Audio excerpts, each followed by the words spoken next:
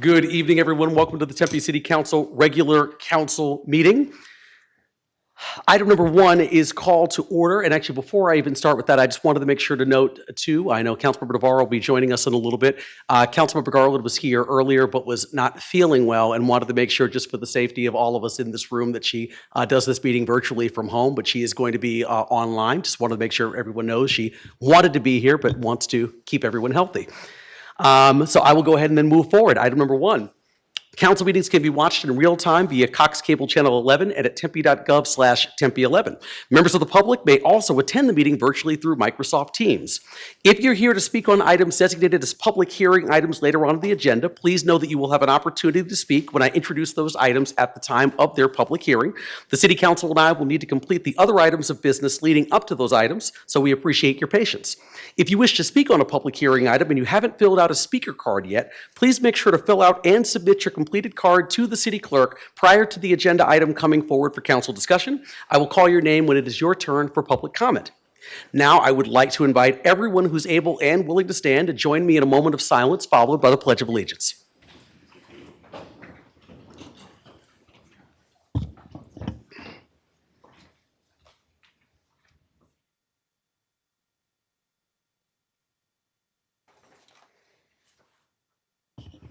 Thank you. I pledge allegiance to the flag of the United States of America and to the republic for which it stands, one nation, under God, indivisible, with liberty and justice for all. Thank you so much. Tonight's agenda has a number of items that the City Council must consider in order to conduct city business. Guidelines for conduct at City Council meetings are on the table near the entrance for those in attendance at tonight's meeting. We're now going to play a video showing the proper protocol for ensuring the appropriate conduct at City Council meetings. The City of Tempe welcomes public comment at this time. Disruptive behavior will not be allowed. Continued disruptive behavior will lead to removal from the council chambers. We need to be able to hear everyone in the room. Behavior that disrupts, disturbs, or otherwise impedes the orderly conduct of any city council meeting is not helpful and is not permitted. This includes behavior both inside and outside of the council chambers. Should individuals inside the council chambers become disruptive so that city business is not able to be conducted, the mayor will first ask that the individuals allow city business to be completed.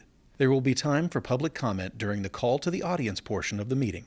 If no cooperation, the mayor will issue a verbal warning and let them know that the continued disruptive behavior will lead to removal from the council chambers.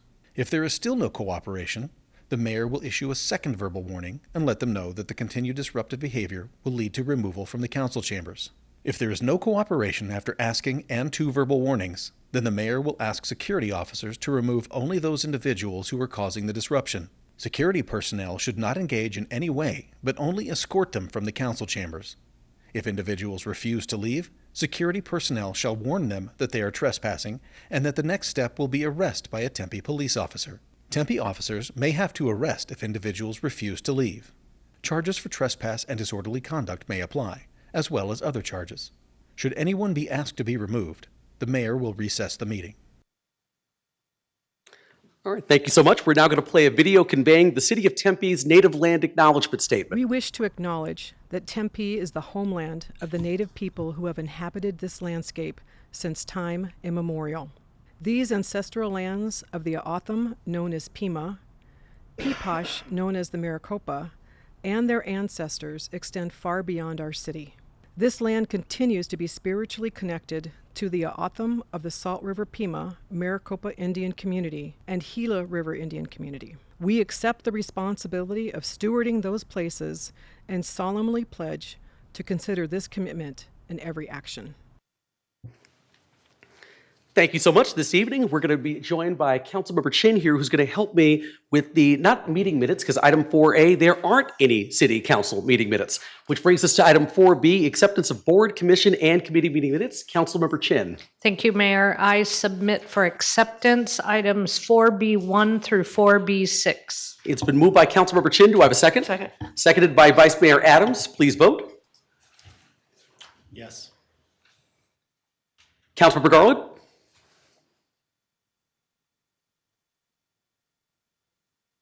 Councilmember Garland, can you hear me? Aye. Aye, thank you. There we go, perfect. And that item passes 6-0 with Councilmember Navarro absent. That takes us to item number 5, reports and announcements, and I actually have several this evening.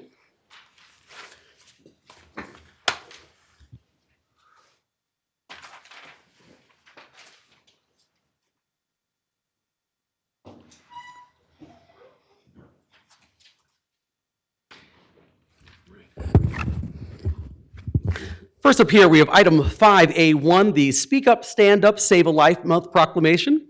It is Gina here to accept that. Oh, here we go. Perfect. Thank you.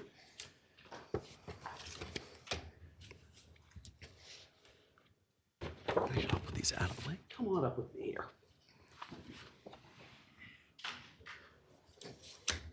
All right. So this proclamation reads, whereas the Speak Up, Stand Up, Save a Life movement presents an ideal opportunity to help bridge the gap between young people, our local community, government, and law enforcement in a positive way. And whereas our local schools are facing preventable suicides and tragedies that may include warning signs in person or online, but bystanders and friends remain silent among threats or cries for help. And whereas our young people can be empowered to seek help for themselves, be advocates for their peers, report concerning posts, or comments to school representatives or law enforcement. And adults can receive training to help spread the message that it is okay to care enough to speak up, stand up, and save a life.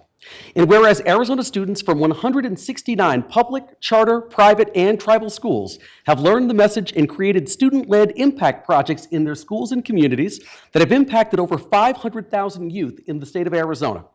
And whereas Arizona schools, students, parents, educators, police departments, and community organizations are encouraged to coordinate a variety of awareness and prevention activities designed to make our communities safer and promote a healthy environment for all children and adolescents.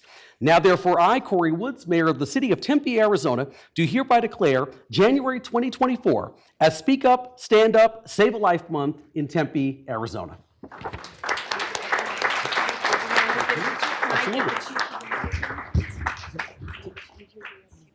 Absolutely. Chief McCoy, your presence has been requested, sir. And council, if you'd like to join me down here too, please.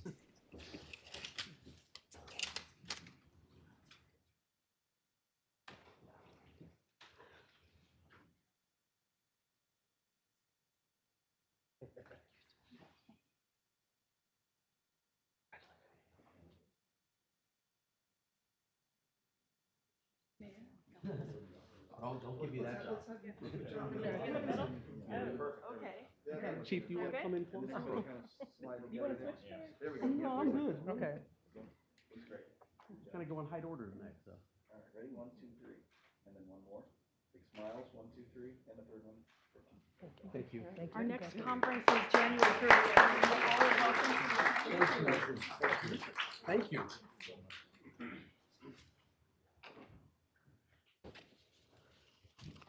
The next proclamation I have is for FAFSA Awareness Month. And I know this is going to be received by the Arizona Board of Regents, Tempe Union High School District, and the Tempe Elementary School District and Kyrene School District. I see we have some governing board members here. If you could please come on and join me here. Let's see. So I see Tempe Elementary School District Board Member Monica Trejo.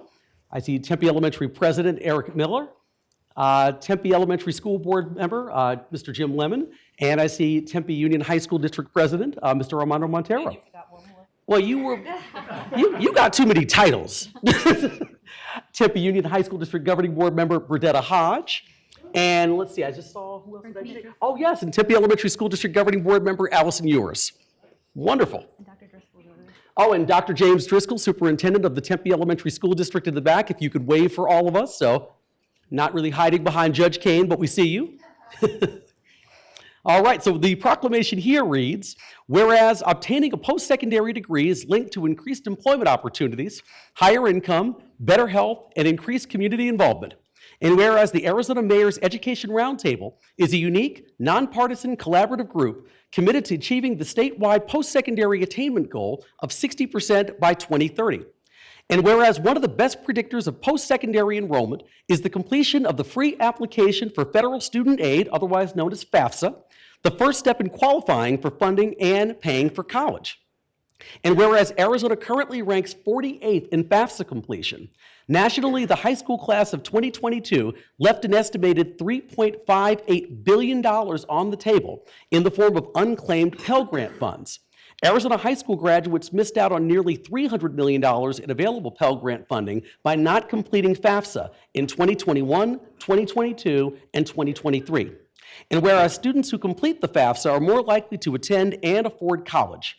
And whereas the City of Tempe is committed to supporting FAFSA awareness and completion in partnership with our local school districts to improve economic mobility and better health outcomes by supporting college-going initiatives such as the Arizona Promise Program, local initiatives such as College Connect Tempe, and statewide FAFSA completion resources such as the Ask Benji chatbot, FAFSA campaign, FAFSA challenge, FAFSA dashboard, FAFSA hotline, and collegereadyaz.com. Now, therefore, I, Corey Woods, Mayor of the City of Tempe, Arizona, do hereby declare January 2024 as FAFSA Awareness Month in Tempe, Arizona. Not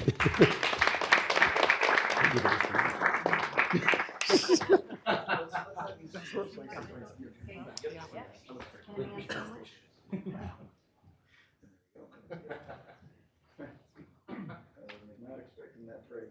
Sorry. That's okay. And one more big smile. What phrase was that? I didn't hear that. I missed a lot over here. It came from me, of course.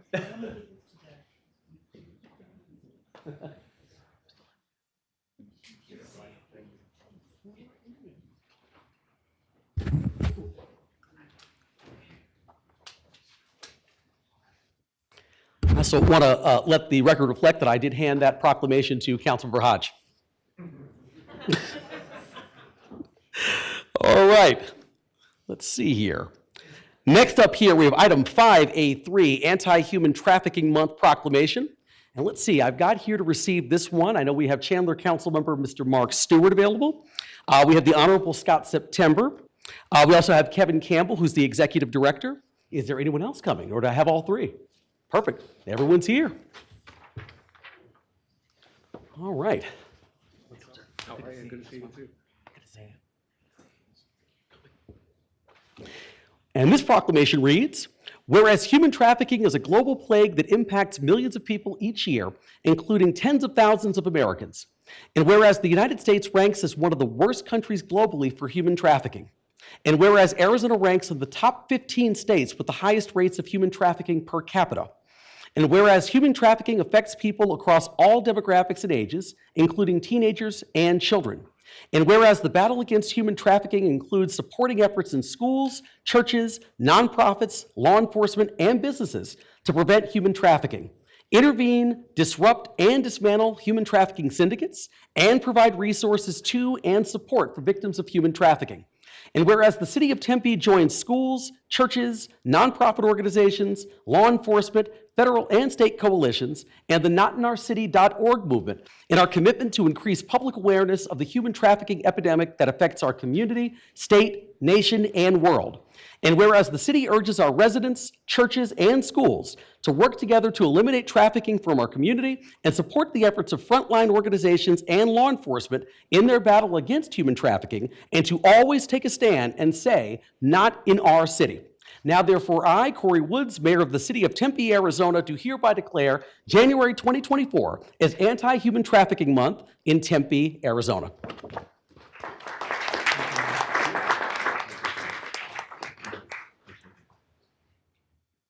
Scooch together a little bit. Good, ready, big smiles, 1, 2, 3. And one more, big smile, 1, 2, 3. Gotcha. Appreciate it. Thank you so much. Appreciate it. Thank you for being here. Thank you, Council. Good to see you. Hey. You got it, absolutely. I will take this one out of order very quickly just to do item 5A5 while I'm down here, which is the Tempe, oh no, don't leave me. This is the Tempe Aviation Commission appointment. I just want to congratulate Joel Hunter on his appointment to the Tempe Aviation Commission as outlined in item 7A2 on this evening's agenda. Which brings me now then to item 5A4, which is the Geneva Epps Mosley Day Proclamation, which is going to be read this evening by Councilmember Hodge.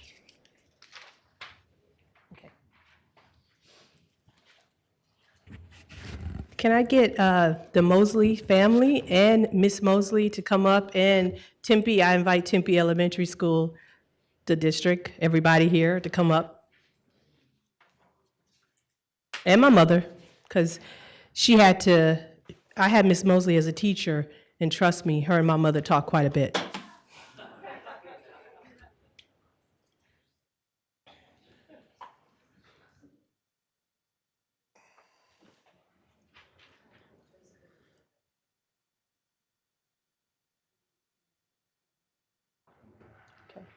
Okay. I gotta go upstairs. You can stand right here and turn around. Yeah, you can turn around if you would like to. Or you can look at me, whatever way you want to. You looked at me a lot for a whole year.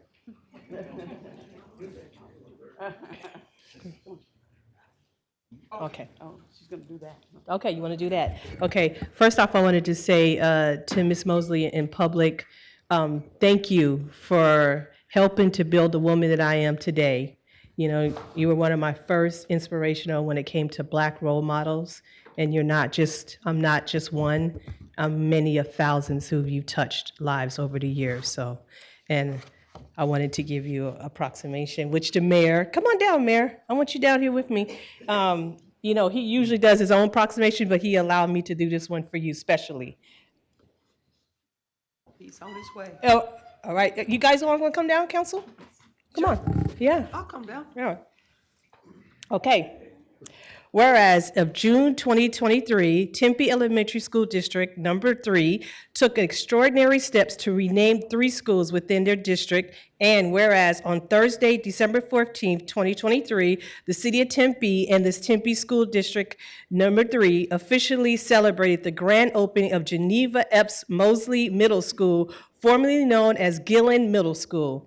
Mrs. Mosley is thought to be the first African-American teacher at Gillen Middle School in Tempe, Arizona. And whereas Geneva Epps Mosley was born in Texas in 1929 and moved to Arizona with her family in 1940, attending schools part-time only after completions of the cotton picking field season.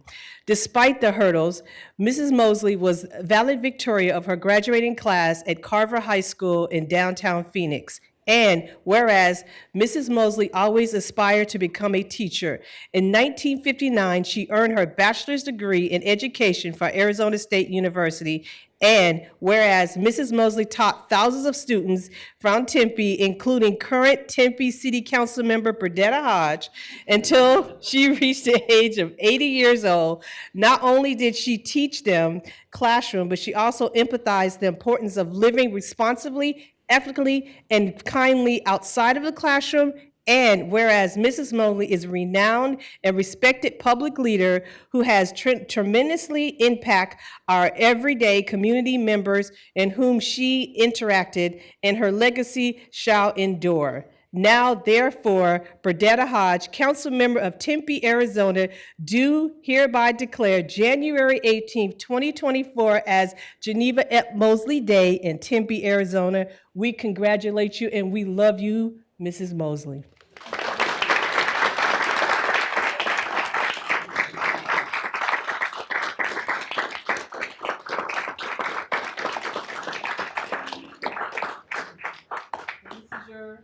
And I would like to give one to the district to put in for Mrs. Mosley, for Mrs. Mosley's school now.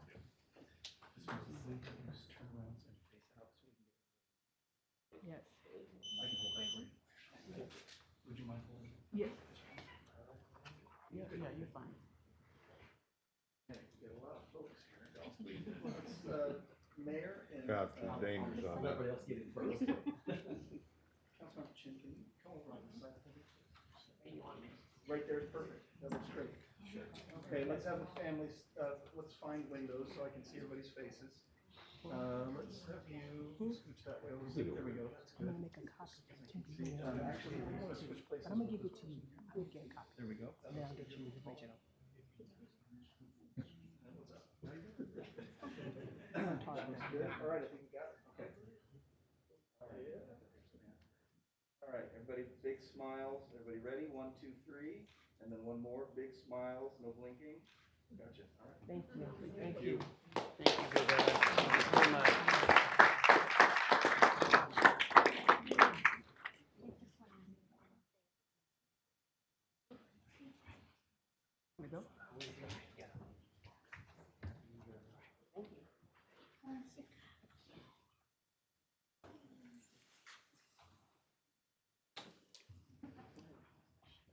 Randy, 5 more minutes, I gotta go check on him there.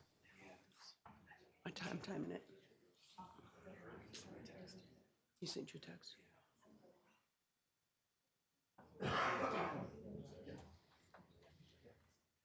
You okay?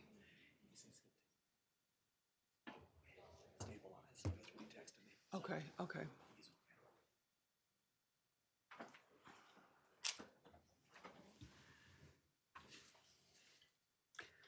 All right, that takes us here to item number 6, public appearances.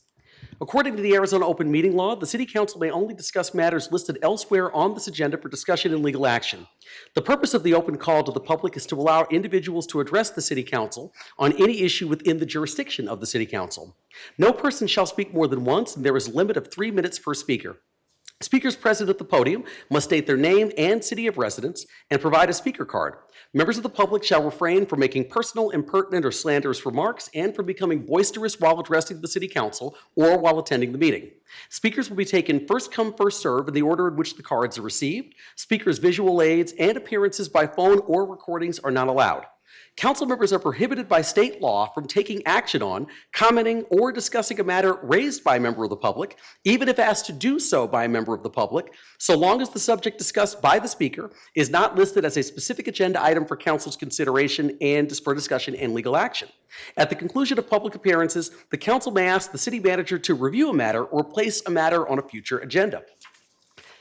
Okay, once again, I've got 3 speakers here, and once again, the speakers for item 8C2, which is the Donnell Plaza item, will come when that item actually comes up, but I've got 3 speakers that were not connected to that, so I'll call them now.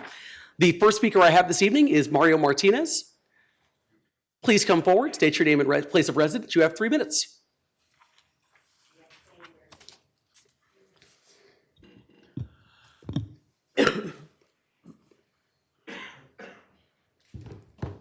Well, Mr. Martinez, so if you don't mind pulling that microphone back, then I'm sorry about that. We left that too high. Thank you. Perfect. Is this good? That's perfect. Thank you, sir. Okay, thank you. Good evening. My name is Mario Martinez. I live here in Tempe. I'm here to address a Tempe City legal matter that is currently being finalized.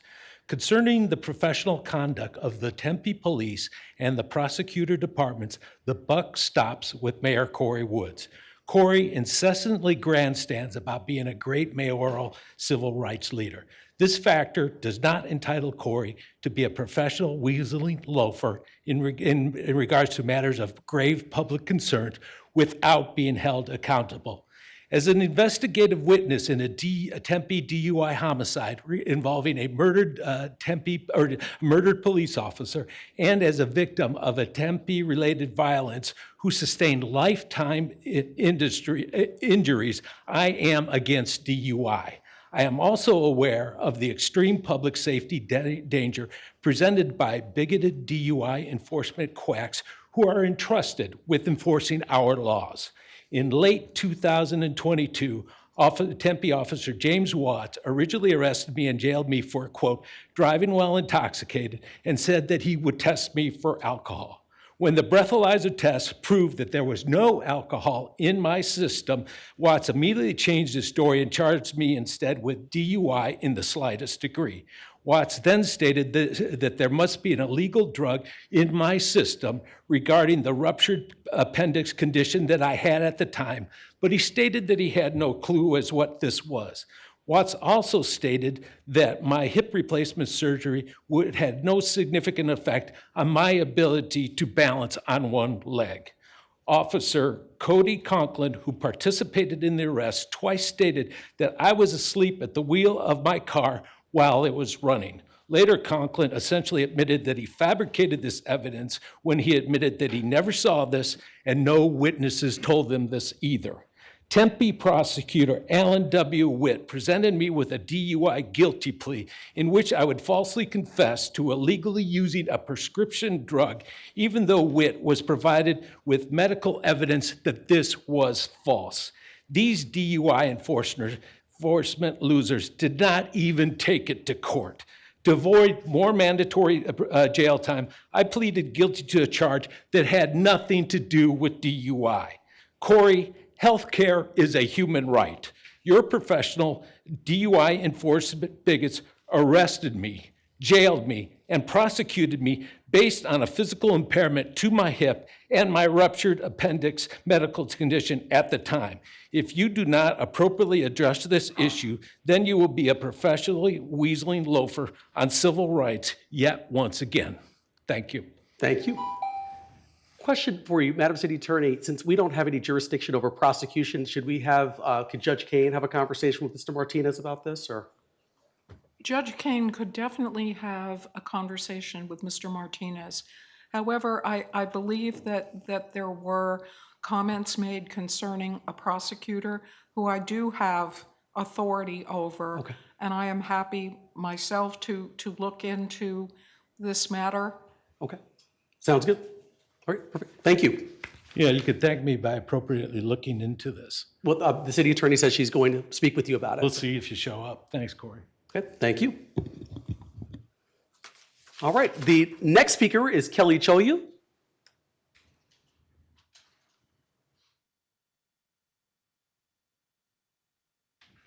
Please come forward, state your name and place of residence. You have 3 minutes.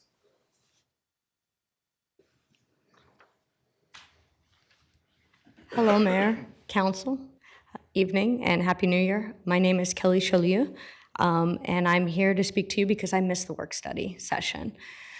I want to present a few numbers in 2023. 6,000, 300, 1,000.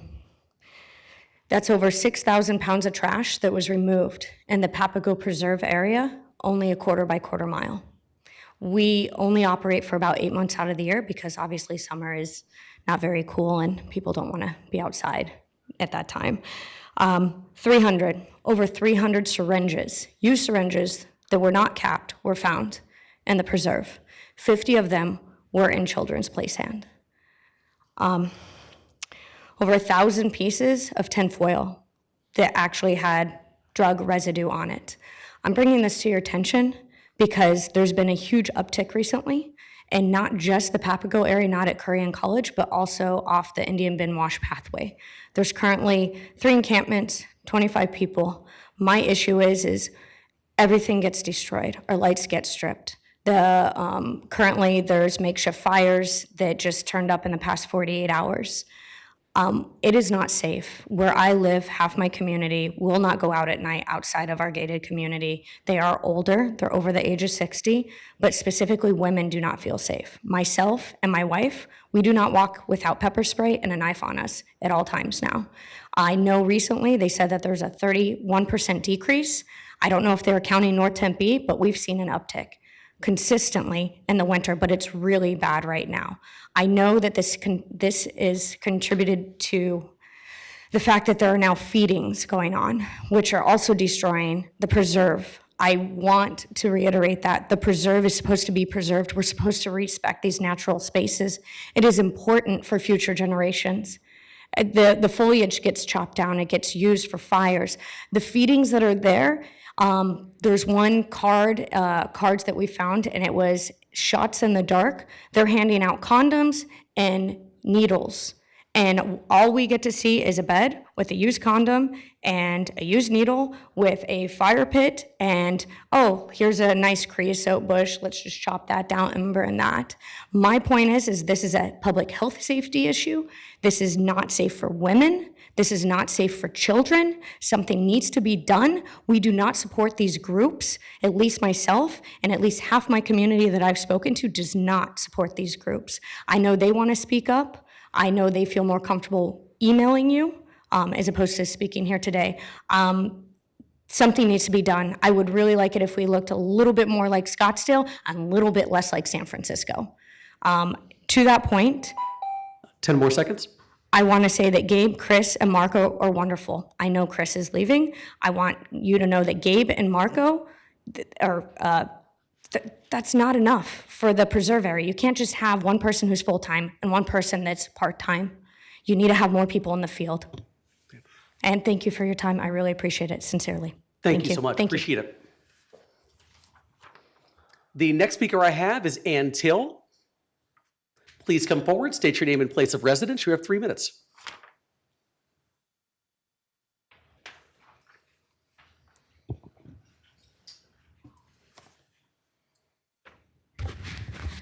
Hello, Ann Till, Tempe resident.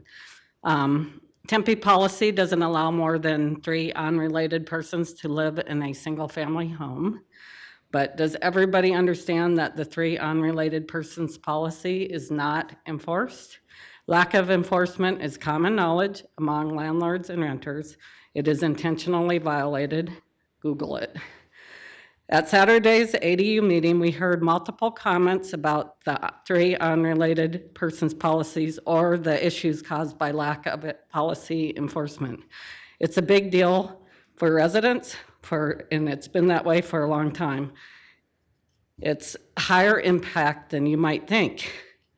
As a neighborhood chair, I'm constantly contacted because of issues on those types of homes.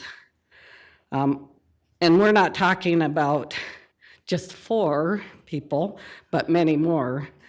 So why is it a problem? First, let's characterize the problem homes. Investors purchase with specific intent to rent to many unrelated individuals. There are several investors who only rent to individuals that are in college organizations like fraternities, so those homes are unavailable to other types of renters. These are often larger homes with 4 or more bedrooms. One of the problems is parking. There are not enough parking spots, so the street is overparked. There are often several of these rentals near each other, making it worse. And when it extends to both sides of the street, it can make two-way traffic difficult. Schools are nearby and children play outside with obviously increased traffic. At the Saturday ADU meeting, one resident mentioned 12 street parked vehicles for one home. Noise. Many of these homes are loud and disruptive. Enforcement involves much time and dollars. Examples, and all these have multiple loud noise calls. 1808 East Loma Vista, 6 beds, 3 baths with an unpermitted guest house with a permanent 2 cubic yard metal dumpster that was overflowing for a few years. What single family home needs a business dumpster in their front yard? 1835 East Palmcraft, 6 beds and 4 full baths, including an unpermitted guest house with the front yard almost completely paved. 1817 East Concordia, 3051 square feet, 6 bedroom, 3 bath. So what can Tempe do to write a reasonable policy that can be enforced? It's important. When residents think of ADUs, we've witnessed these issues and lack of policy enforcement. And STRs have been mentioned is an issue, but let's be clear, these houses are an issue. 10 more seconds. Okay. And on the investment side, 3 STRs popped up on my street when the state laws were changed. All homes sold and then were remodeled just to be STRs. So I would expect similar with ADUs. And so just don't want that to transfer into these overfilled rentals. That's good. Thank you so much, Ms. Till. All right, is there anyone else in the audience who wishes to address the council? If so, please get my attention. All right, seeing none, I will close that portion of the meeting and move on to item number 7, which is the consent agenda. All items listed on the consent agenda will be considered as a group and will be enacted with one motion by the City Council unless an item is removed for separate consideration. Members of the public may remove public hearing items for separate consideration. Public hearing items are designated as public hearing item at the beginning of the item title. Council members may remove any item for separate consideration or to declare a conflict of interest. If a council member would like to declare a conflict at this time, the city clerk will provide the council member with a disclosure form. If you wish to speak on a public hearing item, please fill out a speaker card and submit your completed card to the city clerk prior to the agenda item coming forward for council discussion. I will call your name when it is your turn for public comment.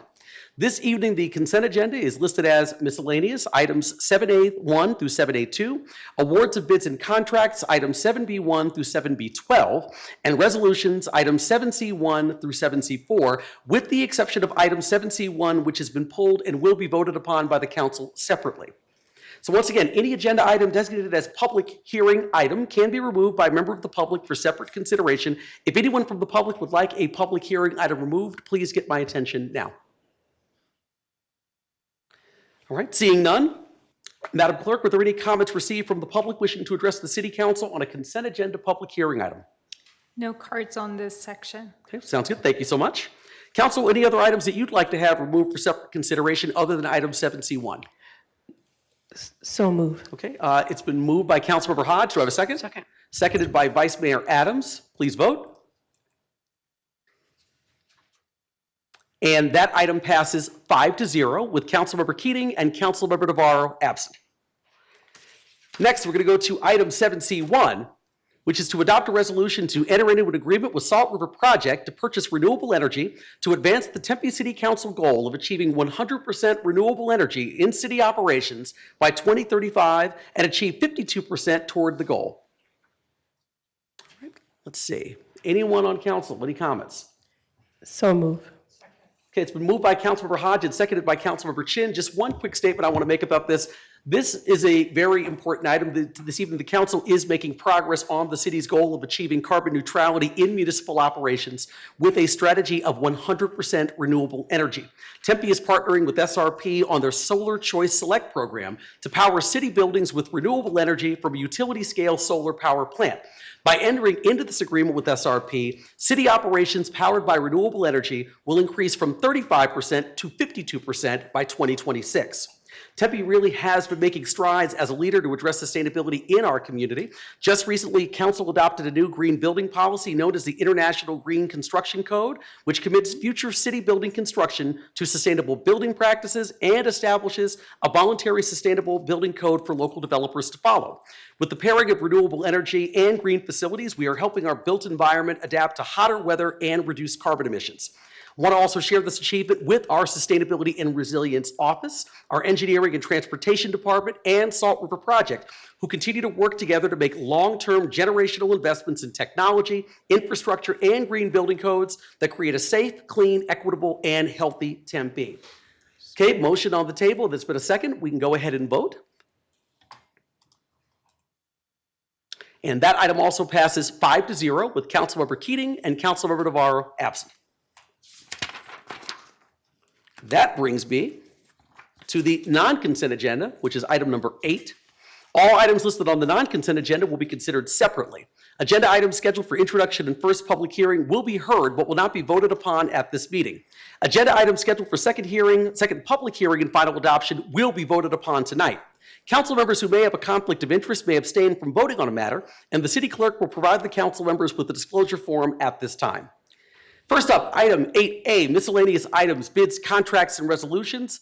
8A1, adopt a resolution authorizing the mayor or designee to execute a grant agreement between Impact Suicide Prevention Center and the City of Tempe Police Department to provide rapid follow-up to provide rapid follow-up and navigation assistance to connect individuals with an opioid use disorder with ongoing evidence-based practice treatments and services as part of the Department of Health, Substance Abuse, and Mental Health Services Administration for the Tempe First Responder Opioid Recovery Project Grant. Council members, any comments or discussion? Councilmember Navarro. Hey, thanks, Mayor. What's going on, man? No, just kind of. No, I just want to first say this is such a big item. I mean, the coordination between PD and our Care 7 team and coordinators to really get the wraparound services when you have someone that has an opioid addiction. So it's just at the hottest moment when we take them to the hospital and we're able to have wraparound services at the hospital to get them to a point to where they're seeing if they have an addiction problem and making some real differences in their life. And I think that these are one of the things that really, for our city and what we're doing and how we're doing it, really stands apart in trying to get our citizens help. I'm just very proud, and I'll be voting yes. Thanks. Sounds good. Thank you, Councilmember Navarro. Vice Mayor Adams. Yes, I just want to congratulate Councilmember Navarro for your leadership on this issue. You've really done a great job, and your knowledge base has really helped us also, since you live it every day. And so I just really appreciate your leadership on this matter. Councilmember Hodge. Yeah, I also wanted to congratulate you on that and all the work that you do with me and myself and Councilmember Garlett when it comes to the schools too, to educate our youth in the same. So thank you so much. We look forward to continuing that work with you, even when you're not on council. Sounds good. Councilmember DeBarr said, I'm not done yet. So, all right. With that said, do I have a motion on item 8A1? So moved. It's been moved by Vice Mayor Adams and seconded by Councilmember Hodge. Please vote. Councilmember Garland?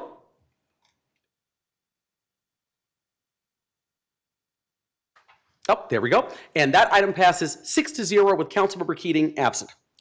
The next item under the section is 8A2, which is to award a 2-year contract with 3 one-year renewal options to Graffiti Protective Coatings Incorporated for cleaning of the city's bus stops, passenger shelters, transit centers, and multi-use paths. Council, any comments or discussion? Seeing none, is there a motion? Motion. Been moved by Councilmember Navarro, seconded by Councilmember Chin. Please vote. And that item passes 6-0 with Councilmember Keating absent. The last item under the section is 8A3, which is to award a construction contract to Felix Construction Company for the Wellhead Treatment Project, Well Number 7 GMP2 project located at 925 South Smith Road. Council, any comments or discussion? It's been moved by Councilmember Hodge and seconded by Councilmember Navarro. Please vote. And that item also passes 6-0 with Councilmember Keating absent. That brings us to item 8B, ordinances and items for introduction and first hearing. We don't have any this evening, which means we move on to item 8C, ordinances and items for second hearing and final adoption. There were previous hearings on these items and votes will be taken this evening. The first item under the section is 8C1, which is to hold the second and final public hearing to adopt an ordinance authorizing the partial abandonment of a portion of a public utility easement located east of Maple Avenue and south of University Drive in Tempe, Arizona. This is a public hearing item. Is there anyone in the audience wishing to address the City Council on this item? If so, please get my attention. Seeing none, I'll close that portion of the hearing. Council, any comments or discussion? Okay, it's been moved by Councilmember Hodge, seconded by Councilmember Navarro. Please vote. And that item passes 6-0 with Councilmember Keating absent. The last item under this section is 8C2, which is to hold the second and final public hearing to adopt an ordinance to authorize the conveyance of approximately 3.146 acres of city-owned property within Donnell Plaza, located on the southwest corner of Southern Avenue and Mill Avenue. This is also a public hearing item, and I do have speakers, so I'm going to go ahead and call those, and after that, we will get to the council comments or any staff presentation if necessary. But once again, I will read these in the order in which I received them. So the first speaker we have this evening is Richard Norris. He's virtual. Okay, wonderful. Oh, yes, you did say that. Mr. Norris, are you there? Mr. Norris, you can turn on your mic. Hi, yes. Are you able to hear me? Yes, we can hear you. Please state your name and place of residence. You have 3 minutes. Hi, yes. This is Richard Norris with Norris Architects, currently residing in Los Angeles, California. Dear Tempe City Council, we appreciate your time and consideration regarding our commentary on this topic.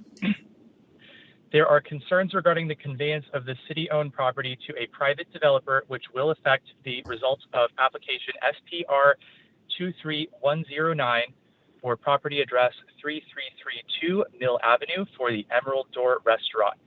Our team is seeking to integrate our design with the future proposal at Danielle Plaza, but we are unable to proceed without further assurance or plans presented by the developer and or guarantees from the City of Tempe as part of this conveyance of property. There are 2 primary concerns regarding the conveyance of this property, which are listed below. The number 1 is required infrastructural upgrades to Mill Avenue southbound may require a potential right turn lane. And number 2, the required parking for the application of SPR 23109 Emerald Door Restaurant may be disproportionately difficult to achieve depending on the developer's plans for Danielle Plaza. Because there are no known or publicly available site plans to review, it is difficult to determine how will be achieved or properly integrated.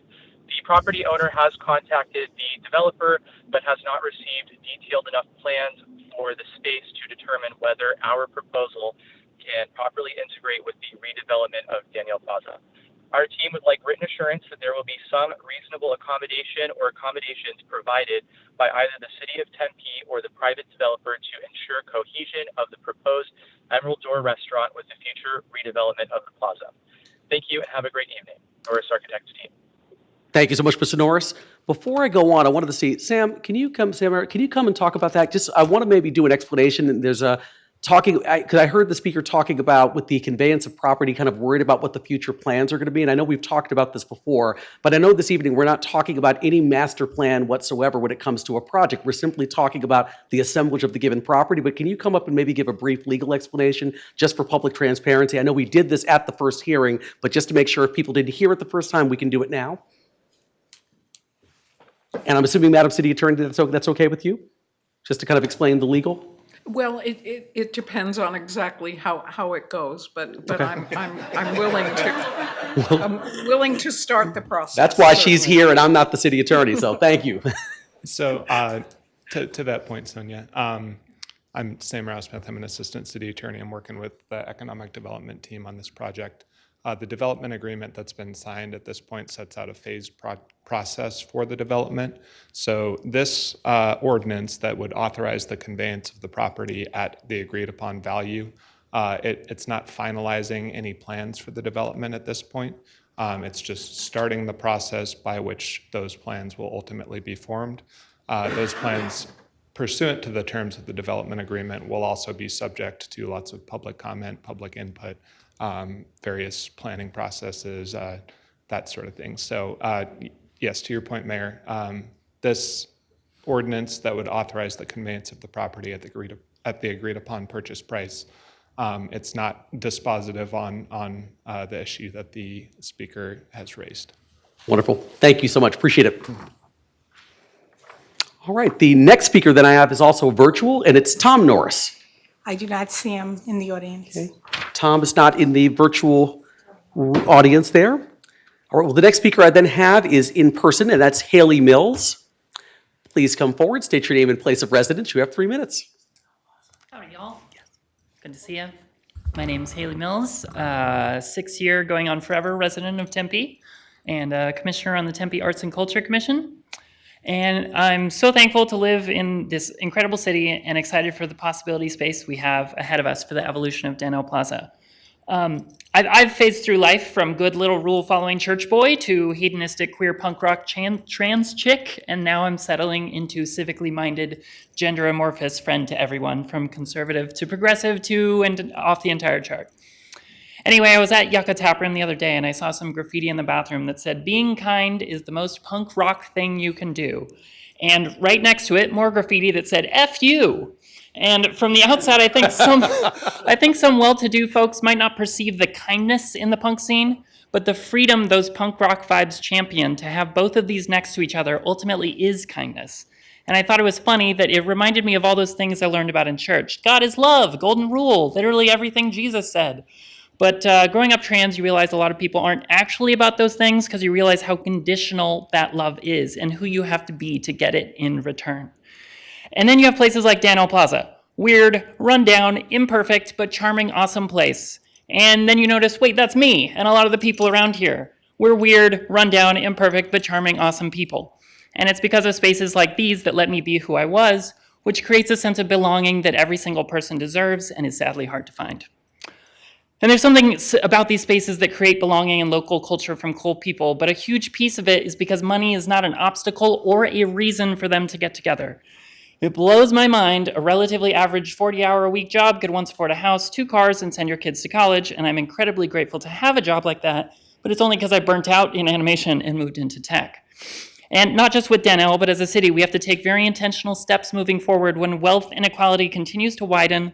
Rent prices are already unsustainable for our students, young adults, longtime renters, and people who grew up here and created parts of this awesome culture, but whose wages aren't going up, and we don't want just people who can afford to live here but never contributed to why this place is great to be all of the new residents of another housing development.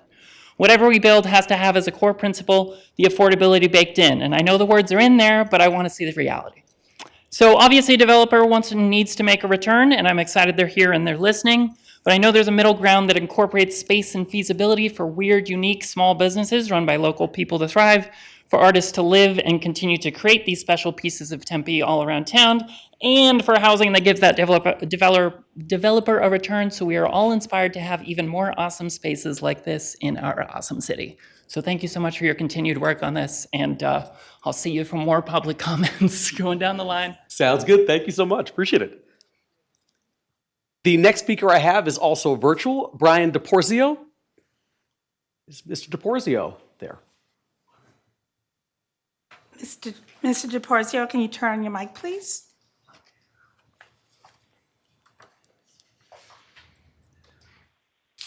Hello, can you hear me? Yes, we can hear you. Please state your name and place of residence. You have 3 minutes. My name is Brian DePorzio, Queen Creek, Arizona. I live in, and I am the owner of the proposed Emerald Door property, 3332 South Mill Avenue. Basically, I just wanted to comment on, I understand that these meetings aren't further enough along for the development plans and site plans. However, it's affecting kind of our permit because we don't have answers to some questions that we need as far as shared parking agreements and possible turning lanes where, you know, I don't want to put a lot of money into renewing this property and to find out they're putting a turning lane in and I've got to tear it all down.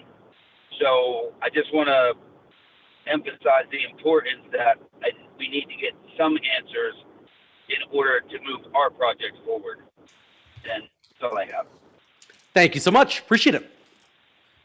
The next speaker I have is Jacqueline Swan. Please come forward, state your name and place of residence. You have 3 minutes. Jacqueline Swan, Tempe, Arizona. Greetings to Mayor and Council. In training to serve on panels for the City of Tempe and in my work as a people manager, I've had to learn about unconscious bias. Our minds process vastly more information than our conscious mind can be aware of, using personal experience to inform the decisions we make about everything around us. On matters that need rational thinking, unconscious bias can lead us to make unfair decisions. What someone perceives as valuable or not is driven arguably by the unconscious mind. I am here today as the Vice Chair of Tempe's Arts and Culture Commission and to advocate for the Donnell Project. It is considered by many to be one of Tempe's greatest showcases of local culture. Throughout its history in Donnell Project, it has featured over 90 different artists. 35% of these artists use their space at Southern and Mill as an entry point, putting their work on display in public for the very first time. This art project has representation from high school students and self-trained practitioners.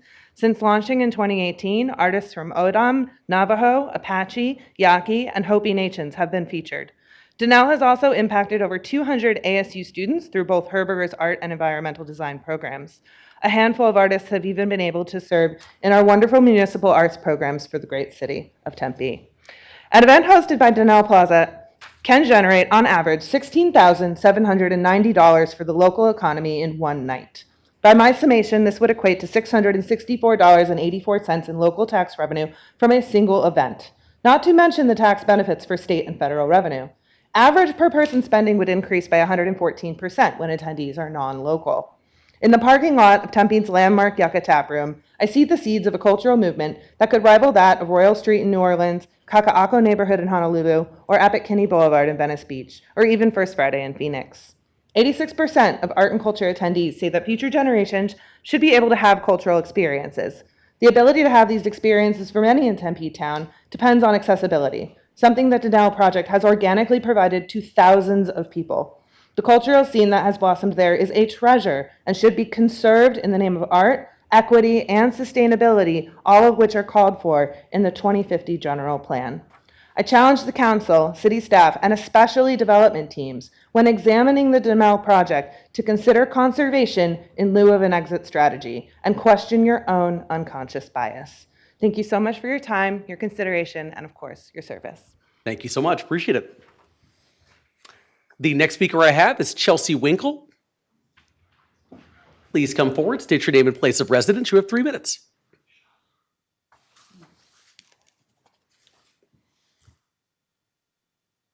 Hi, my name is Chelsea Winkle. I live in Tempe. I'm a homeowner and business owner. This is really intimidating to me.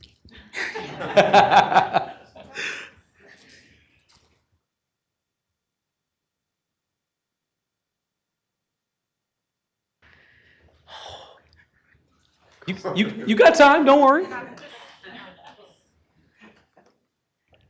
Just letting some stress out for y'all for the day. You guys have a tough audience.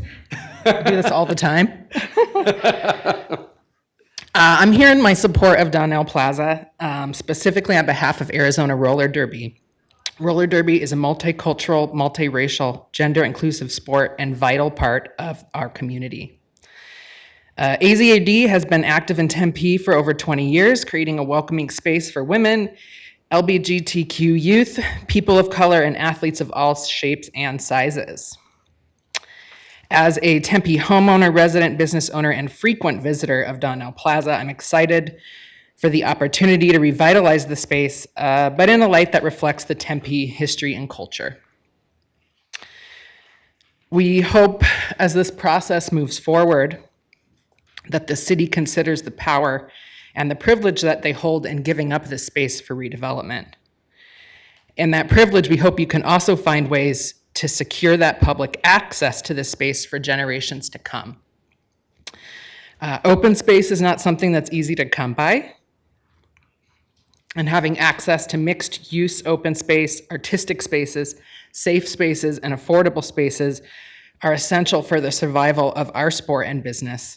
So I'm here to ask today, as you move forward, how can you make sure to secure that access beyond the commercial development of the property? Thank you all so much. Thank you so much. Appreciate it. All right, the next speaker I have is Robert Moore. Please come forward, state your name and place of residence. You have 3 minutes.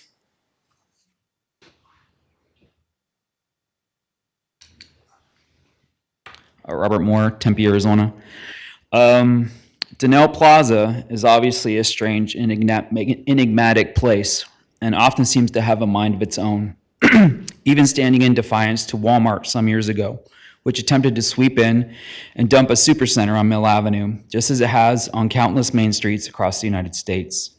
But the plaza said, no, that's cool, I'm all right, holding on to its local identity, even in the face of the in the face of the mighty global corporation, and should probably receive a historical plaque for this achievement in its own terms, as one of the most defiant and self-determinant local strip malls in America. And while the plaza's current property management model that empowers individual business owners with collective control of the retail center instead of a single landlord is a point of frustration for the city, for City Hall and the development teams working on this effort, Donnell Plaza's natural resistance also offers us a useful opportunity to pause and think before we finish prying open its defensive shell. As Timothy Palmer, Mayor Woods, and others have said, how we approach Donnell Plaza can be an inspiration for how other neighborhood centers are handled in the future as we continue to grow as a city, building a process that supports the potential of our community and neighborhoods with imbalanced redevelopment solutions, putting respect, understanding, and thoughtfulness before a series of checkboxes. Let's embrace this moment of pause the plaza has offered us as a gift, and with it, have the patience to learn from our past, reflect on the direction we have been heading, and carefully consider where we want to go. By listening closely to residents and leaning into those community members that have made positive contributions to the plaza's growth as this process continues, making sure this special opportunity moves us forward and lets Tempe be Tempe. On that note, I want to thank the numerous artists, musicians, and community members who've shown their support for the plaza, along with city management, staff, and council who are working on this initiative, and especially Rodney Hugh and Sean Downey for their critical leadership within this process, and of course, the most important character, Donnell Plaza itself. Thank you. Thank you, Mr. Moore. I really want to use that line it said about the Walmart. I love that line. I'll talk to Mr. Moore about that later. All right, next up, we have James Edwards. Please come forward, state your name and place of residence. You have 3 minutes. James Edwards, Tempe, and I just want to explain to you my support for Donnell Plaza. for over maybe a dozen years now. I haven't been spending any money in Tempe because there's nowhere for us to go here in Tempe. The residents are basically shut out. Now, we could say Mill is a place to go, but there's really nothing here in Mill for me and my family to hang out. We do things such as a farmer's market, night market, quarterly festivals. Just the fact, I was just at Phoenix Festivus Festival just a month ago, 15 years running, and it's a fantastic festival. I don't see why we can't have that here in Tempe, especially Donnell Plaza, where it's underutilized and should be for Tempe, for the people of Tempe, not out-of-state developers or major corporate restaurants coming in. We want something for Tempe, where I can walk there Saturday morning, go buy some fruits and vegetables, or go buy anything from the local artisans, and go right back home, and we can keep the taxpayers' money here in Tempe. But right now, you're losing it to everyone. Roosevelt, downtown Mesa, Chandler. I don't know what's going on here with Tempe, but I gotta admit, 30 years have been disappointing. You know, at one time at Mill Avenue, we used to have coffee plantation. What do you call it? The Changing Hands. And it was a good place to hang out, basically, but there's really nowhere for us to hang out anymore. And it's a really sad development when we try to explain that Tempe is supposed to be all-inclusive, but it's not. I mean, you drove everyone out. We used to be a major hub for music, Dead Hot Workshop, Gym Blossoms. We used to have a huge artist community here in Mill Avenue, but they're all gone because they've been driven out by developers, no leadership, and the council members trying to keep that unique Tempe feeling going. But I think this is a wonderful opportunity now with Donnell Plaza being where it's at. If we do it right, we can, like I said, make it uniquely Tempe because it's such a weird place to go. If you do it right, we can make it flourish, and I guarantee you that people will more likely stay here in Tempe than drifting off to Phoenix, Chandler, or Mesa. But that's my 2 cents. So I'm here to support Donnell Plaza, and hopefully you guys will really take a hard look at trying to make something for the people of Tempe, not for out-of-state developers. Thank you. Thank you. Appreciate it. The next speaker I have is Chris Cervantes. Please come forward, state your name and place of residence. You have 3 minutes.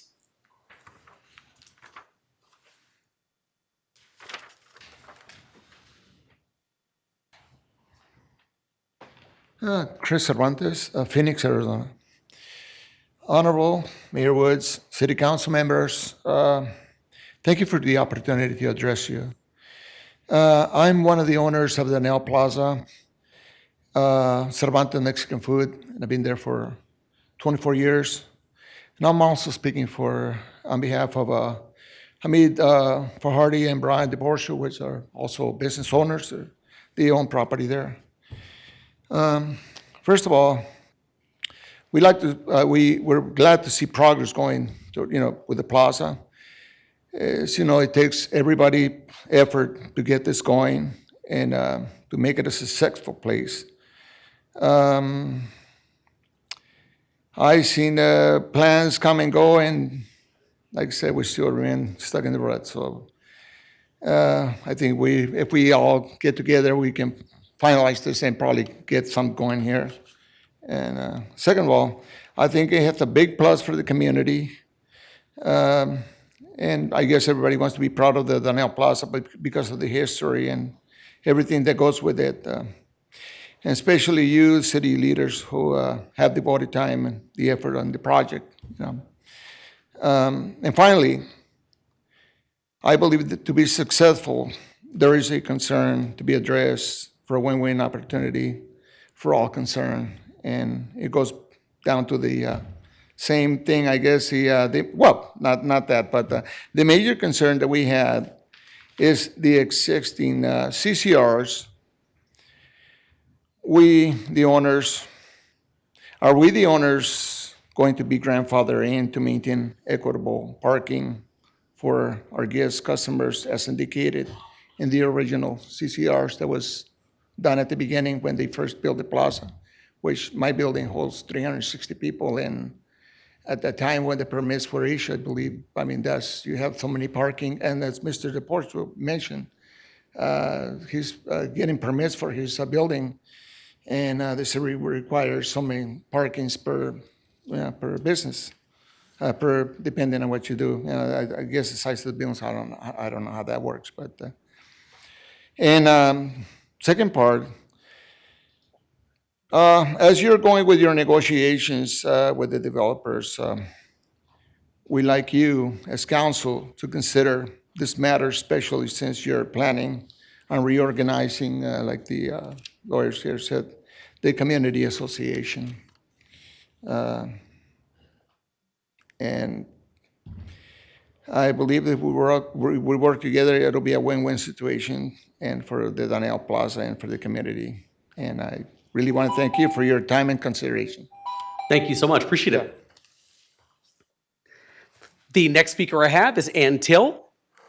Please come forward, state your name and place of residence. You have 3 minutes.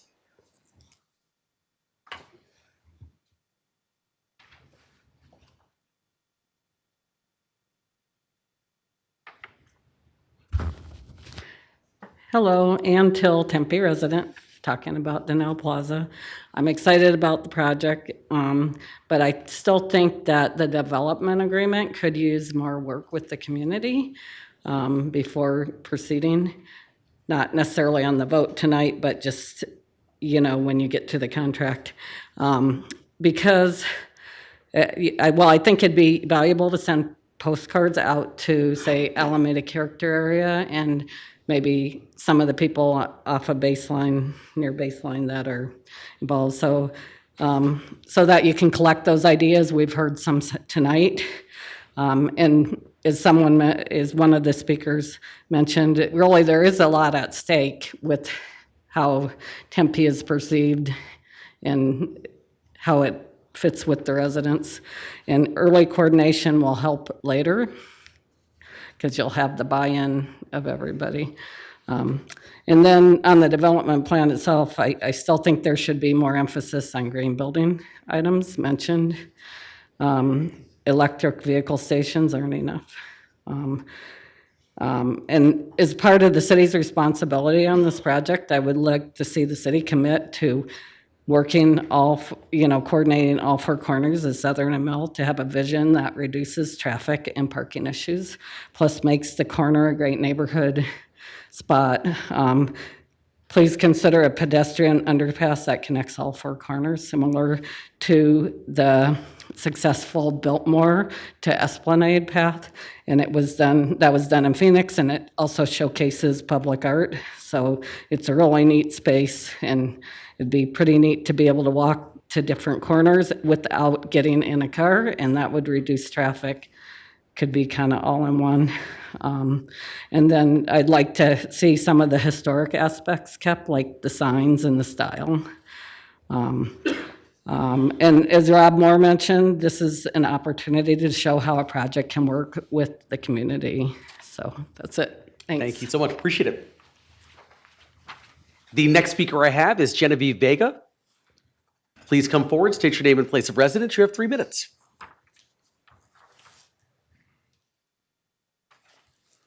Thank you, Mayor and Council. My name is Genevieve Vega. I'm a homeowner here in Tempe in the Brentwood Cavalier neighborhood. I speak in support of moving forward with Daniel Plaza. As you know, there's no individual or group that speaks on behalf of the entire city and their interests. So I'm just going to speak for myself and my family. I live less than a mile from Daniel Plaza, and our household is looking forward to the development opportunity here. Before I came tonight, I asked my 21-year-old son, who worked in that intersection, what he thought about increasing density there. And he's hopeful to see more affordable housing because, frankly, he lacks confidence there's anything affordable for him in the city he grew up in without violating the 3 unrelated persons policy.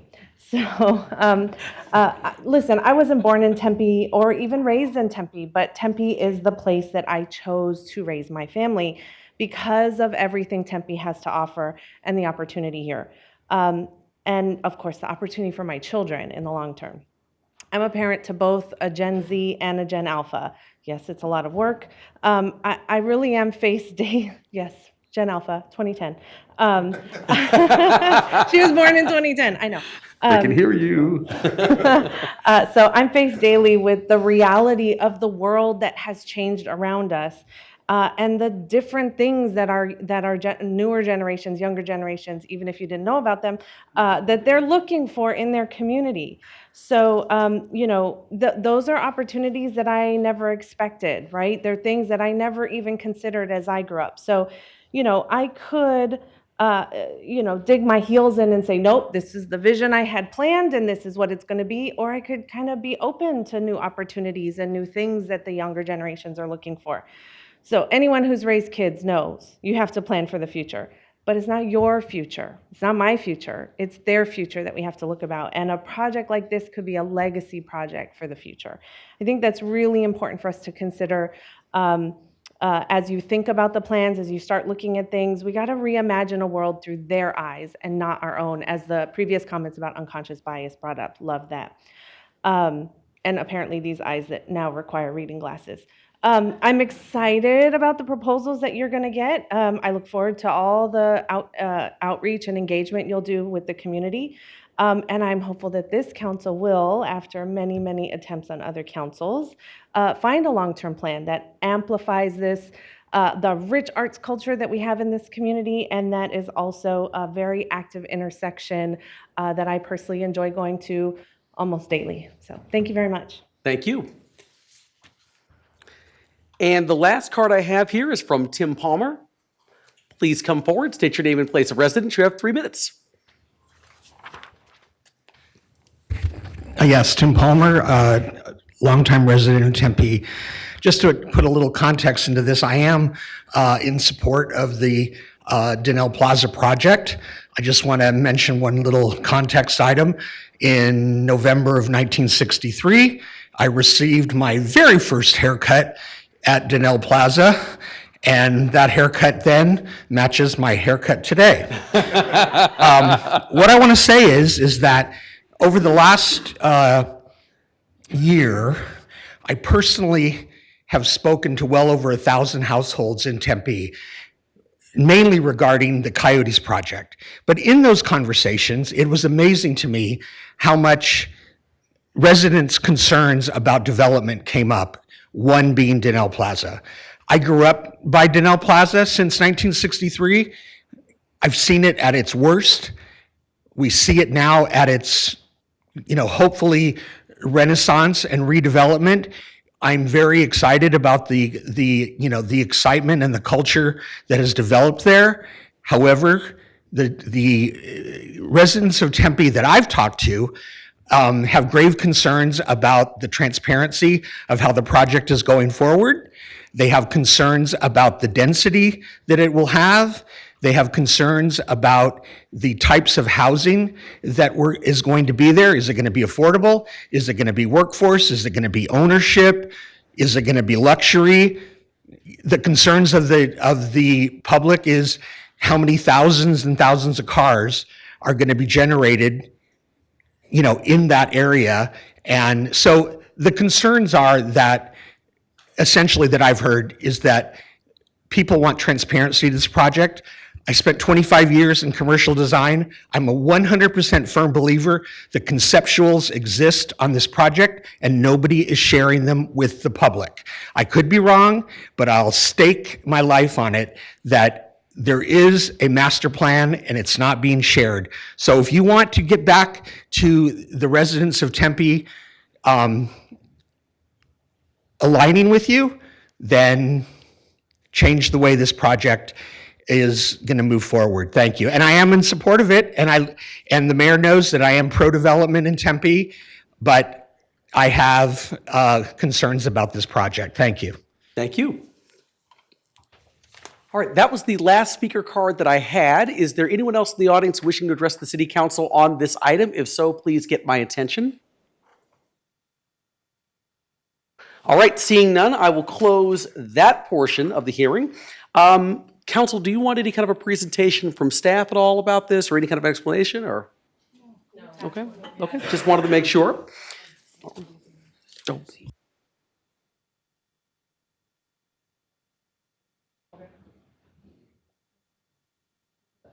So one of the questions that was raised was about conceptuals that Mr. Palmer talked about, and maybe would it be okay to maybe Mike DiDomenico, our Economic Development Director, could you talk about that potentially?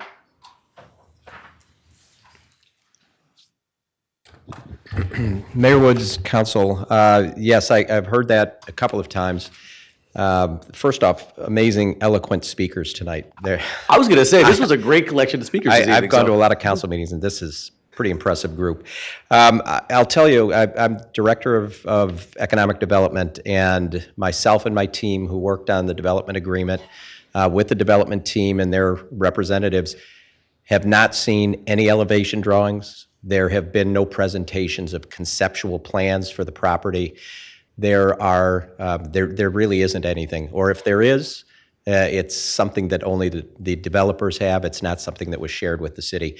And frankly, we're too early in the process for anything meaningful to be put together or to spend money on, because until the assemblage of all of the related parcels are done, you don't really know what you're working with. So they have to have the full put together piece and then go plan it. Sounds good. Thank you. Thank you. To that point, one of the things I was going to say, what I'm really excited about without having conceptuals, is that I've heard the same thing from a lot of residents talking about community input and having the opportunity to talk about what they might like. And the beauty of actually not having conceptuals already is that we get an opportunity to listen to members of the public and hear exactly what they're talking about and see if there's a way to incorporate a lot of what their feedback is into the project. So that is really exciting. That is a very different process than what I've normally seen. And so I'm actually excited about doing things a very different way. So I think that's fantastic that we don't have conceptuals. And I never thought I would actually say that, but I've said it this evening. So anyone else have any comments they'd like to make on this item? Yes, Councilor Keating? Thank you, Mayor. There's just a couple of points of note that have been covered that I spoke about at the first read of this, but I just want to reiterate again moving forward. I want to first piggyback on Mr. DiDomenico and the mayor's comments. I wish we could talk about the Denell Plaza every meeting, because it's been quite an entertaining public comment process. So thank you for coming and take the time. Ms. Swan, I appreciated your mathematical analysis. As a science and physics nerd, I was like, all right, they're speaking my language here. And of course, anytime anyone wears a Detroit Tigers hat up to the speaker's podium, yes, I'm talking about you. I'm always very pleased. So we talk a lot about Yucca. Yucca is a very important space in the city of Tempe. In fact, when I first took office like 7.5 years ago, one of the first meetings I had was with Mr. Hugh about this area, because 7.5 years ago, we were trying to do something in that area back then. And councils going back further than me have been trying to do something about that area for a very long time. But it's always been so complicated because there's so many cooks in the kitchen, and we were just never able to get anything to the finish line. So it's important to note that Yucca Tap Room isn't going anywhere. And we fully recognize that it is a cultural hub for our city, and one of the places that makes Tempe special. It's getting a cultural conservation easement to ensure that not only will Mr. Hugh and Yucca Tap Room be at the table during this whole process, that they will have a home there permanently moving forward. So we heard from Mr. Hugh last 2 weeks ago, or however, first read, I'll say. He's very much in support of this project, because he as well as this council recognizes the benefit it could have, not only to the area, to the city, but a very important business. So I'm very pleased that he is so supportive of this project. And I want to talk about, we've heard some concern tonight from the community about designs, new development, and as the mayor and Mr. DiDomenico pointed out, there is no design out there. So there will be a process that is going to start after tonight, in which we're going to elicit feedback from the individuals, not only in this room, but anyone that wants to comment and wants to share their vision with that area with us moving forward. And all the stakeholders of that area will also be included in that. So we will end up coming back with something in time. Everything takes time. That everyone who is a part of this project, including the city of Tempe, including all of you in the audience that took the time to come and speak to us tonight, can be very proud of moving forward. So that process starts now. I know you guys, you've been here a few times to show your support, but we're still going to need you to be engaged in this moving forward. So please do. And those are the end of my comments, Mayor. I will be supporting this tonight, and I'm very excited for this. Thank you, Councilmember Keating. Councilmember Navarro? Thank you, Mayor. Now, I mean, Councilmember Keating kind of said a lot of this stuff. I mean, this has been going on since we've been on the council, trying to get this thing assembled and with ideas and concepts. And I think at the end of the day, and sharing a lot of the what the speakers have been talking about, it is unique. It's an opportunity for that embracement of arts and culture, live music. It does have a certain vibe down there that we want to try to enhance. At least that's my outlook on this project and what it can be and how it can be. I know it's a difficult site. It's been difficult for many a years trying to get to this point, which is a plus where we're at today. I just want to say that, you know, growing up here in Tempe and kind of seeing the transition of that area in what it was and what it's now, what a great opportunity. And to preserve, just like one of the speakers said, to preserve some of those signs and some of those elements there, especially Yucca and some of the building designs. I think that we all know that it's going to have some challenges. It's going to have some, when we talk about traffic, we're going to have to really look hard on that. Anything that goes in there that's, even if it was just the same standing buildings, but we made it tremendously successful, is going to have traffic. So we have to look at all those things, and all those things have to come together. But at the end of the day, the city is growing. This is an area that's growing, but it's going to grow with everyone in Tempe, and it's going to grow with everybody's input, especially within that area. I live down the street from there, and I travel on Southern quite a bit. And so I know that our residents are going to take a stab at this and making sure that we're doing the right thing and making sure we're doing the appropriate thing. But I'm eager. If no one has seen the designs, I'm eager to see what it's going to be. I've seen concepts from years ago of what it potentially could be, but that's about it. So there's nothing out there. But at the end of the day, I think we all know up here on the dais that this is too much of a touchy project to say, yeah, we got the project here and here it is, and enjoy it. It's not going to go down that way. So appreciate the comments, continue the comments, but please, neighborhood support. I know that staff's going to get out there. They're going to be talking to everybody at neighborhood meetings, but this is one item that I think that everyone needs to be engaged on and just kind of do their best and making sure that we do the best project as possible. There are going to be some uniqueness, I would imagine, when we talk about what we can do and what a developer can do, but it's an opportunity to get what we want and, just be open-minded of what we can achieve. Thanks. Thank you so much. Councilmember Chin? Thank you, Mayor. I appreciate all of the speakers tonight, as well as my council members' comments. I wanted to share a thought with everyone and hope you do stay engaged. You know, often with these complex projects and complex planning in our community, we do have to think about the past, present, and future. We think about the past and try to preserve the cultural landmarks and icons. I think everyone forgets about Merlin's, the other club that was in the strip mall. But the other places, Yucca, all of the memories that we have going to Capistranos. We also pay attention to the present, which means current residents in the area. That's not lost on us, and their concerns are taken to heart and involved and embedded in the planning and discussions. And we have to think about the future. We think about the future residents that will live there, and maybe Ms. Vega's son will move to one of the areas. Maybe some of you will move into the area.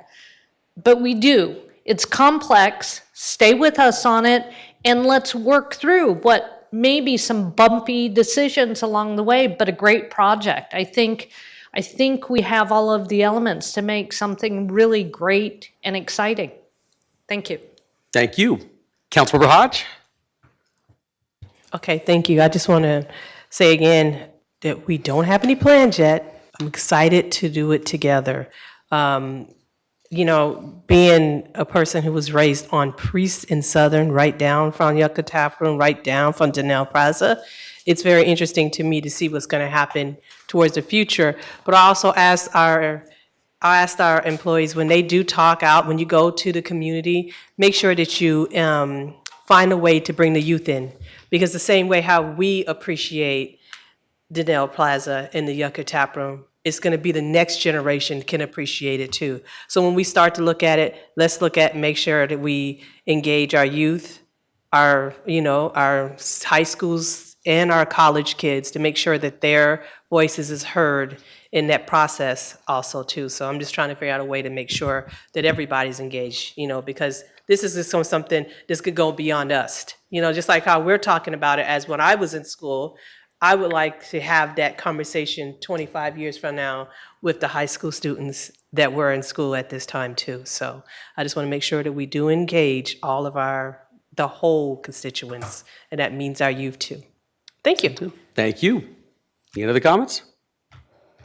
Hi, Mayor. It's Councilmember Garland. Yes, Councilmember Garland.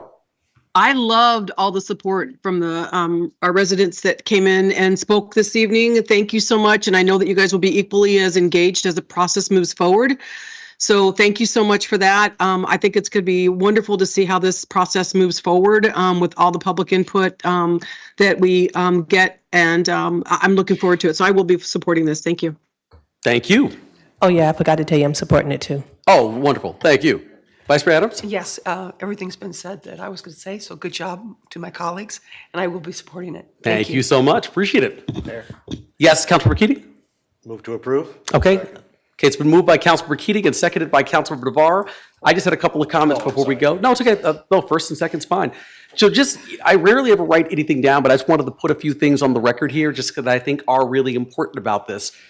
And the public has talked about this a lot. This plaza really does represent a very proud part of our cultural heritage and a lot of our history. And a lot of the people who've spoken this evening and spoken before about Denell Plaza have rightly talked about that. So I do think it's critically important that we get this right.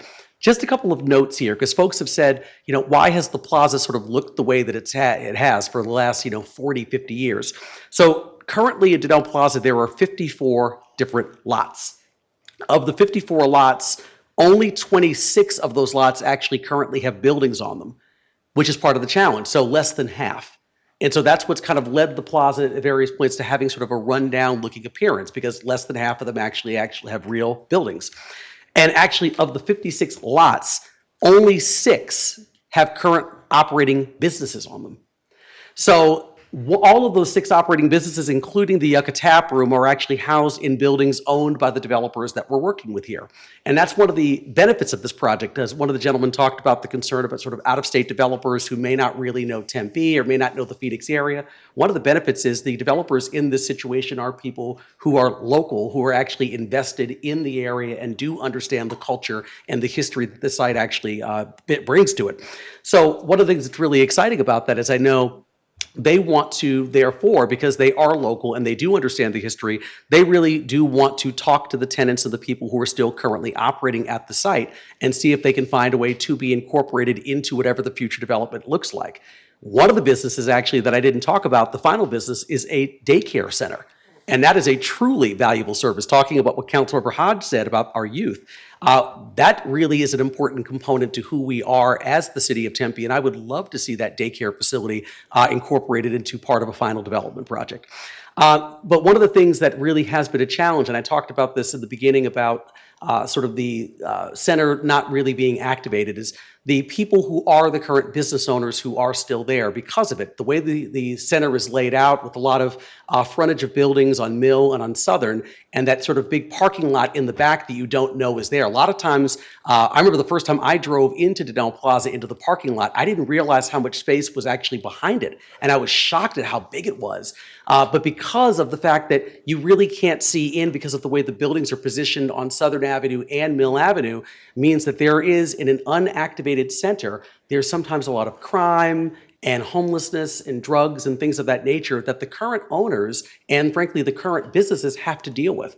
And they have regularly talked to us about having to call the Tempe Police Department, call the Care 7 team, call the Hope team. So there are a lot of calls for service at that center because of the lack of visibility into the center and because it's not activated, because there's only 6 businesses that are currently operating on that site.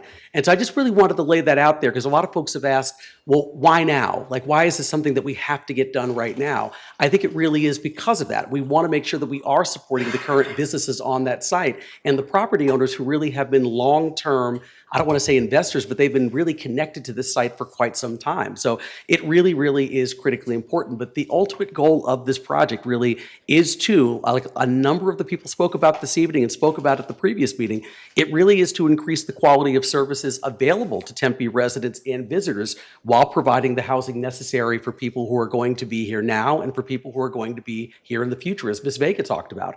The press releases that we've put out about this site have really talked about trying to incorporate a mix of housing, but really the council has really focused heavily on trying to make sure that there is a high percentage of affordable and workforce housing as part of the final development, because it is critically important. We know that people are rapidly getting priced out of the city, and we want to find a way to make sure that we incorporate more affordable housing into this development, given that the city owns nearly 50% of the actual land there. So it gives us a unique opportunity to find a way to really incorporate that into the final design. So once again, really excited about this, excited to see the community's support and interest in the project, but as Councilmember Keating said, I would definitely encourage everyone to continue to stay engaged. It's a very unique opportunity for community members to be involved, to talk about what the future of the plaza should look like, given that we don't have conceptuals, and I can't wait to see what actually comes of this process. So with that, I will also be supporting this evening, but there's been a vote, a motion, and a second, and we will go ahead and take a final vote.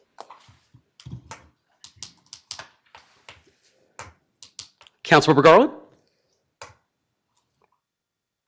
Oh, there we go. And that item passes 7-0. All right. Next up, that takes us to item number 9, current events, council announcements, and future agenda items. Council members may also request that an agenda item be added to a future council meeting during their allotted time, but in accordance with the open meeting law, there should be no discussion on the item other than to clarify the request. This evening, I'm going to start with Councilmember Hodge. Okay, thank you. I just want to thank everybody who attended Breakfast of Verdetta with the ADUs. It was over 127 people there. I loved the conversation, and it was a great time. And I want to thank the staff for all the work they did, and our city manager for being very supportive in there. So thank you so much for that. Next is our pre-K. We have applications for the 24-25 academic year, so now open. So if you know anyone who has a child at that age or needs a place, please put the application in for the pre-K, for pre-K. And we have our January 2024 monthly cleanup, and it's at Indian Bay Wash on Curry and Miller. And it's been on when is it? January 20, it says monthly, but what's the date? I don't see the date on there. Oh, but it's 8 a.m. to 11. So, I know it's one of these days. Saturday. Okay, so it should, okay, so it'll be this Saturday. Thank you. I think that's my end of mine.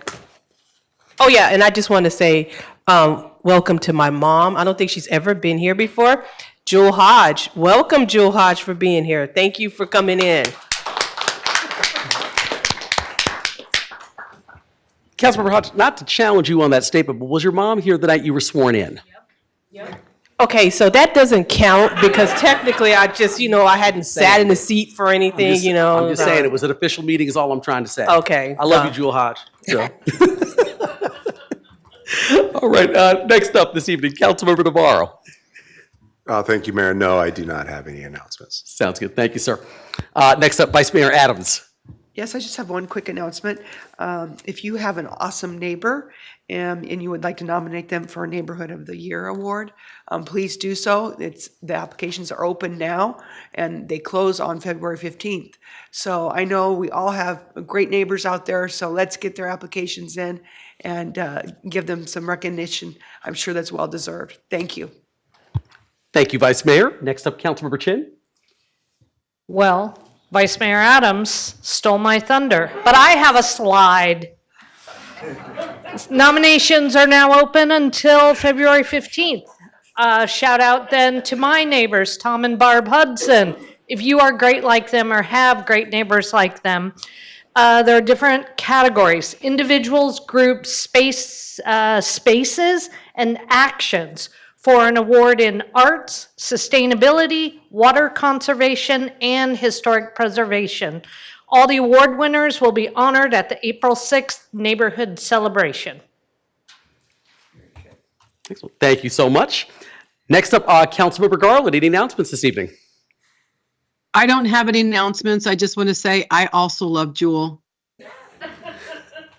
Love it. All right, I don't have any announcements either, which brings me to item number 10, public appearances. Is there anyone in the audience who would like to address the city council this evening? If so, please come forward and state your name and city of residence for the record. All right, seeing none, I will close that portion of the meeting, which brings us to item number 11, which is adjournment. The next regular city council meeting is scheduled for February 1st, 2024. We are adjourned. Everyone have a wonderful evening. Thank you.